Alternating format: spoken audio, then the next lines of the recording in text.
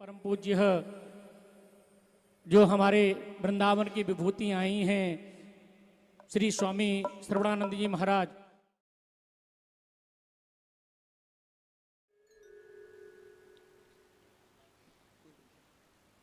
हरि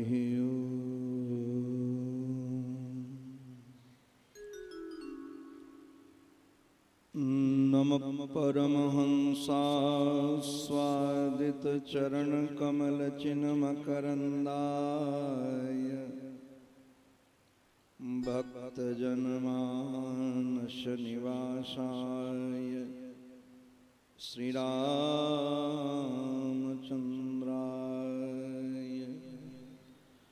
अखंडानंद बोधाय शिष्य संतापहारिणे सच्चिदानंद रूपाय तस्मै श्री गुरवे नमः। तस्मै श्री गुरवे नमः। जीवन धन जीवन सर्वस्व आराध्य श्री सद्गुरुदेव भगवान के युगल पावन पवित्र चरणारविंदों में साष्टांग प्रणिपात। जिन महत्पुरुष की इस पावन पवित्र शताब्दी महोत्सव में हम सब यहाँ सम्मिलित हैं और श्री शिव पुराण की पावन पवित्र कथा आप श्रवण कर रहे हैं। पूज्य महर्षि के श्री चरणों में मैं बारंबार वंदन करता हूँ। गुरुकल्प पूज्य स्वामी जी महाराज, पूज्य स्वामी श्री विवेकानंद जी महाराज, पूज्य संत वृंद, पूज्य विद्वत वृंद, जिनकी ईश्वर लहरी के माध्यम से इस दिव्य सत्संग को रसीला बनाया जा रहा है, ऐसे हमारे गंधर्व वृंद, भगवान से, भगवान के नाम से, भगवान के धाम से, भगवान के चरित्र से, भगवान के संतों से अनुराग रखने वाले भक्त वृंद एवं मातृशक्ति, आप सबके रूप में अपने आराध्य की ही अनेकानेक आकृतियों का दर्शन करता हुआ बारंबार वंदन करता हूँ।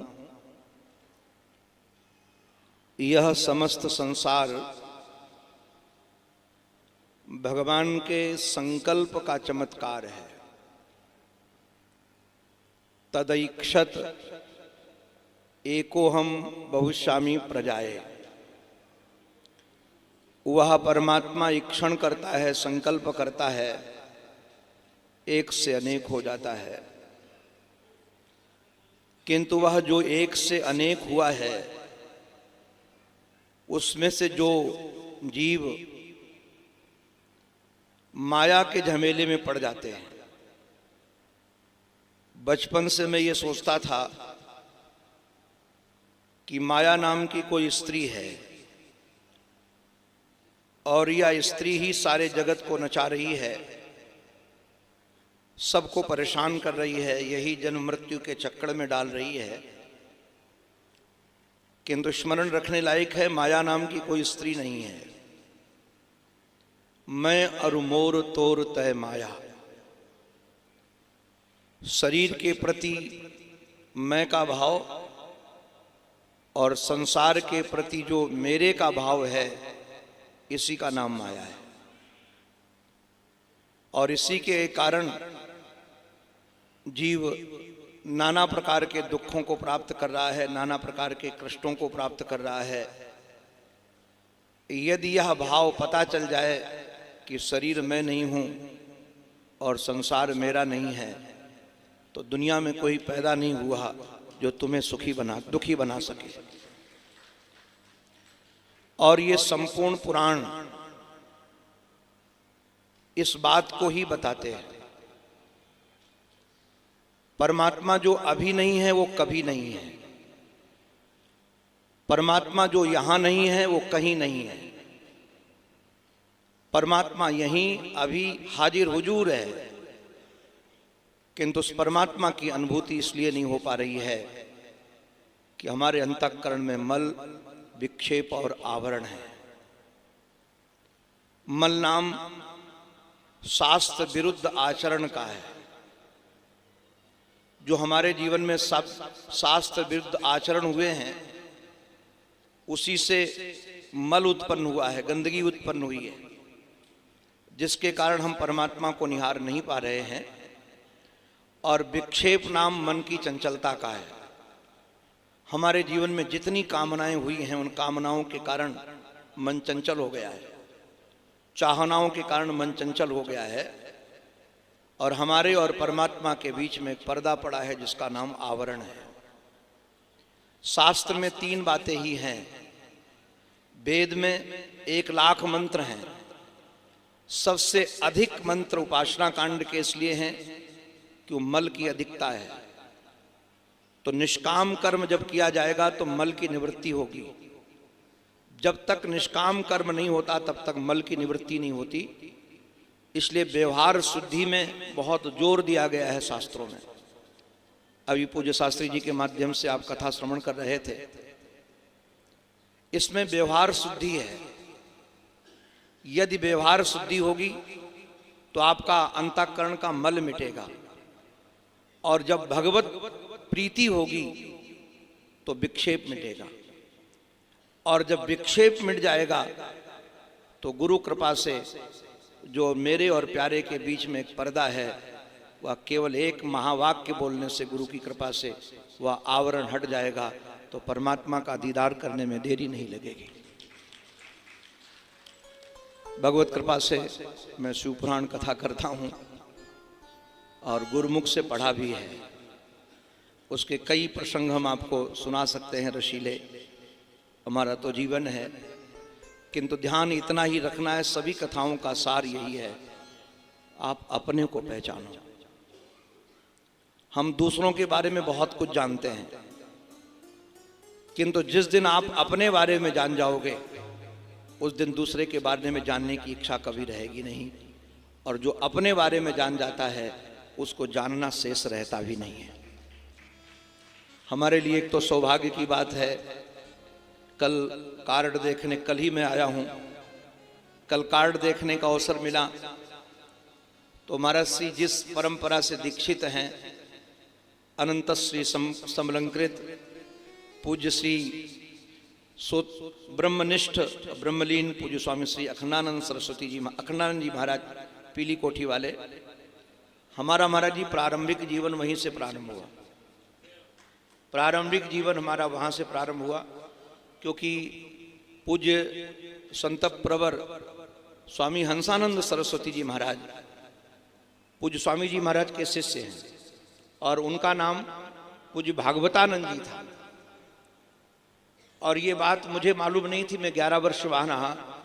तो हमारे महाराज जी अभी मिले, परमहंस युग पुरुष जी महाराज। एक बहुत बड़ी सभा थी हरिद्वार में, तो सभा में मुझे जाना पड़ा। तो महाराज जी की पहले मैं बोला तो कोई वेदांत की चर्चा हो रही, तो महाराज जी बहुत गदगद हुए और कहा कि ये निष्ठा तुम्हें मिली कहाँ से? तो मैंने पूज्य महाराज जी का नाम बताया जिनके साथ बचपन में रहा। अरे बोले वो तो हमारे गुरु भाई हैं बड़े, और कहा कि हमारे यहाँ रहे। तो ये बात तो हमको संकेत में पता थी कि महाराज जी पीली कोठी में महाराज जी के वेदांत से प्रभावित रहे, और किंतु बाद में धर्म सम्राट स्वामी करपात्री जी महाराज से दंड ग्रहण कर लिया था उन्होंने। तो जैसे मुझे पता चला तो हमने कहा कि हमारी गुरु परंपरा से ही हैं, तो हमारा आने का यहाँ सौभाग्य हुआ। और सच में भले ही व्यवहार शुद्धि पर बहुत जोर दिया जाए, भक्ति पर भी बहुत जोर दिया जाए। व्यवहार शुद्धि और भक्ति दोनों रसीले हैं, किंतु ध्यान रखना यह है कि सभी पुराणों का, सभी सारों का, शास्त्रों का सार ब्रह्मात्मैक्य के बोध में ही है। यदि ब्रह्मात्मैक्य पूरे शास्त्र, लगभग भगवत कृपा से 12 पुराणों की कथा मैं कर चुका हूँ, और 3-4 पुराण तो हमने गुरुमुख से पढ़े हैं। सभी पुराणों का सार सर्वस्व ब्रह्मात्म के मोद में ही है। एक भी स्तुति महाराज जी, चाहे भागवत की हो, चाहे विष्णु पुराण की हो, चाहे शिव पुराण की हो, एक भी स्तुति नहीं ऐसी है जो ब्रह्म विद्या परक न हो। ब्रह्म विद्या, ध्यान रखिएगा, जैसे कथा की जाए और कथा में यदि ब्रह्म विद्या न हो तो कथा बांझ है। जैसे कोई स्त्री तो हो और स्त्री का पति भी हो और बहुत सुंदर भी हो, किंतु यदि उसको पुत्र नहीं है तो निश्चित रूप से स्त्री बांझ है। ऐसे कथा बहुत सुंदर हो, रसीली हो और उसमें ब्रह्म विद्या की चर्चा न हो तो निश्चित रूप से कथा बांझ है। और आज संयोग से है कि कथाएं बांझ हो रही हैं। कथाएं तो बहुत हो रही हैं, कि कथाओं से लाभ नहीं हो रहा है, क्यों? कथा बांझ है। कथा बांझ इसीलिए है कि उसमें ब्रह्म विद्या है ही नहीं। अगर भागवत की कथा की जाए और ज्ञान वैराग्य जागे नहीं तो भागवत कथा का प्रयोजन क्या होगा? ज्ञान वैराग्य जागे तभी तो प्रयोजन हुआ, जागे ही नहीं नाचे भी। तो ज्ञान वैराग्य जागे कथा से, इसलिए व्यवहार शुद्धि पर जोर दिया जाए, बहुत अच्छा है। और भक्ति पर, क्योंकि भक्ति व रसायन है जो हमारे हृदय को रसीला करती है। और भक्ति में वो सामर्थ्य है कि व्यक्ति की कामनाएं कम होती हैं, और कामनाएं जितनी कम होंगी, ध्यान दीजिएगा, उतना मन आपका शांत होगा। और जितना मन शांत होगा उस मन में उस परमात्मा का प्रतिबिंब पड़ेगा, जो आनंद स्वरूप है, रस स्वरूप है, चित्त स्वरूप है, तो आपका जीवन भी रस से परिपूर्ण होगा। बोलिए गुरुदेव भगवान की। इसलिए आप सब महर्षि के शताब्दी में सम्मिलित हुए हैं। मैं आचार्य चरण को सुनता बैठकर, मुझे कथा सुनना भी आता है, किंतु मुझे निकलना है स्टेशन। महाराज जी ट्रेन है, मध्य प्रदेश जाना है, तो महाराज जी की आज्ञा हुई और हमारे गुरुकल्प हमने कहा जरूर चलेंगे। जी जी, तो महर्षि की कृपा से आप सबके दर्शन हुए। बस इतनी ही प्रार्थना आप सबसे है, आप किसी और को जानो न जानो, आप अपने को जानो। संसार में एक बहुत अच्छे कवि हुए महात्मा थे, भोले बाबा जी। ये आलू बाबा के शिष्य थे। वाह,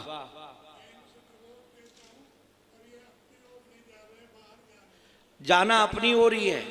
और एक और आपकी बात बता दूं, इसको समझ लीजिएगा। वृंदावन की भूमि में राधा तत्व क्या है, जो भक्ति तत्व में किया जाता है। हमारी संपूर्ण इंद्रियों की गति बाहर की ओर है, बाहर की ओर बहती हैं इंद्रियां, ये अंदर की ओर नहीं जाती हैं।